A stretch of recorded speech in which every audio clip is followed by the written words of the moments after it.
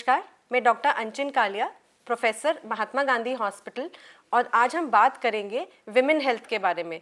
और आज हमारी चर्चा का विषय है विमेन एंड ओबेसिटी। ओबेसिटी अब WHO के उसमें एक क्रॉनिक डिजीज़ के रूप में सामने आ रही है। क्रॉनिक डिजीज़ का मतलब जैसे हमारा ब्लड प्रेशर है, शुगर है, ये जैसे क्रॉनिक बीमारियां होती हैं, अब ये मोटापा या ओबेसिटी जिसको हम कहते हैं वो भी एक क्रॉनिक डिजीज़ बन गया है। अक्सर जो फीमेल्स होती हैं, जो पेरीमेनोपॉजल होती है, 40 के ऊपर जिनकी उम्र हो जाती है, वो मेरे पास आती हैं और बोलते हैं कि हमारा वज़न बढ़ता जा रहा है, हमें थकावट रहती है, हम सारा दिन घर का काम करते हैं तो भी हमारे शरीर का वज़न भी नहीं कम हो रहा और एक अजीब सी थकावट हो जाती है, चिड़चिड़ापन आ जाता है, गुस्सा आ जाता है जैसे जैसे दिन बीतता है।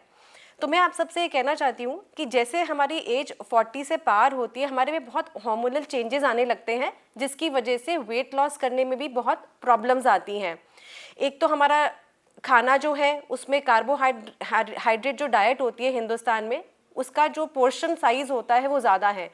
अगर आपसे डिस्कस करेंगे कि आप क्या खाते हैं सारा दिन में, तो जो आप हमें बताते हैं उसमें ये होता है कि हम सारा दिन में 2 रोटी सुबह खा रहे हैं, 2 रोटी शाम को खाते हैं, और जब प्रोटीन के बारे में पूछेंगे तो प्रोटीन की मात्रा सिर्फ 1 आध कटोरी दाल या दही के रूप में होती है।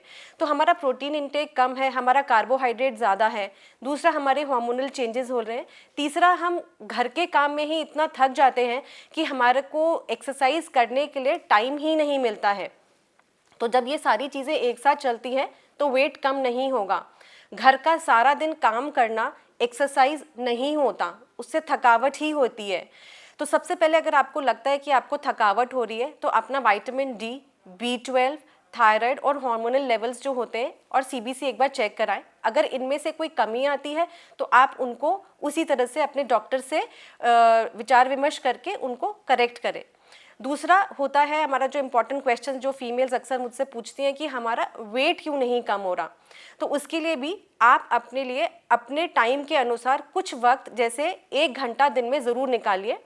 तो WHO की गाइडलाइंस और जो वर्ल्ड हेल्थ की गाइडलाइंस हैं वो सब यही कहती हैं कि अगर आपका वेट ज़्यादा है या आपको डायबिटीज़ है या हर उम्र के, मतलब अगर आपको कोई नहीं भी बीमारी हो तो भी हर आदमी को अपने अनुसार कुछ ना कुछ एक्सरसाइज करनी ही है।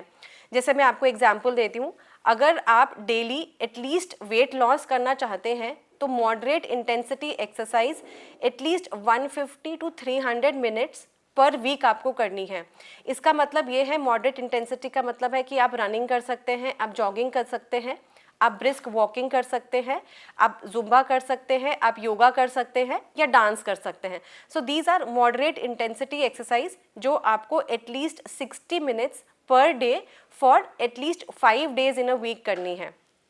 इसके अलावा जो और एक ज़रूरी बात है फीमेल्स में स्पेशली, वो है रेजिस्टेंस ट्रेनिंग, या हम जिसको बोलते हैं स्ट्रेंथ ट्रेनिंग। अक्सर हमने काम तो कर लिया, हम आधा घंटा घूम भी आए, पर जो हमारी मसल्स होती हैं वो कमज़ोर रह जाती हैं। तो जैसे जैसे हम एडवांस होते हैं, हमारा मीनोपॉज आता है, हमारा ईस्ट्रोजन कम होता है, तो फीमेल्स में स्पेशली ऑस्टियोपोरोसिस बहुत ज़्यादा हो जाती है। तो उसके लिए हम शुरू से अगर अपनी मसल्स को ट्रेन करेंगे कि हमारे जॉइंट्स को मजबूत रख सके, तो उसके लिए आपको रेजिस्टेंस ट्रेनिंग करना बहुत ज़रूरी है।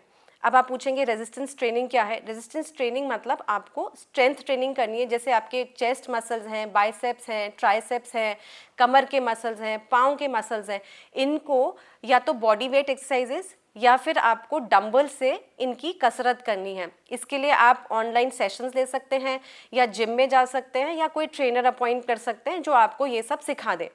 तो अगर आपने almost 4 to 5 days a week exercise करी, जिसमें से 3 दिन आपने कार्डियो एरोबिक एक्सरसाइज की और 2 दिन आपने स्ट्रेंथ ट्रेनिंग की, प्लस अपना एक प्रॉपर डाइट फॉलो किया जिसमें आपका प्रोटीन इंटेक काफ़ी अच्छे मात्रा में है और आपका कार्बोहाइड्रेट कम है, तो आपका वेट धीरे धीरे धीरे धीरे कम होने लगेगा।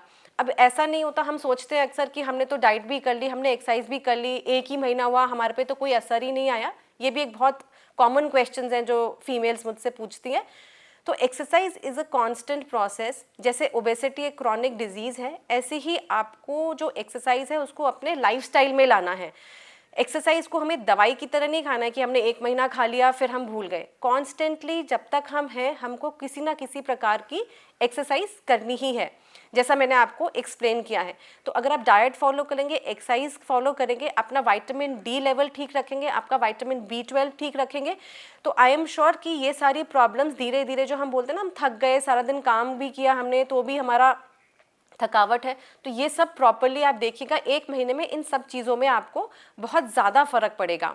तो ये थी आज की ओबेसिटी और विमेन हेल्थ के बारे में। अगली बार हम किसी नए विषय पे टॉपिक पे डिस्कस करेंगे। तब तक के लिए नमस्कार।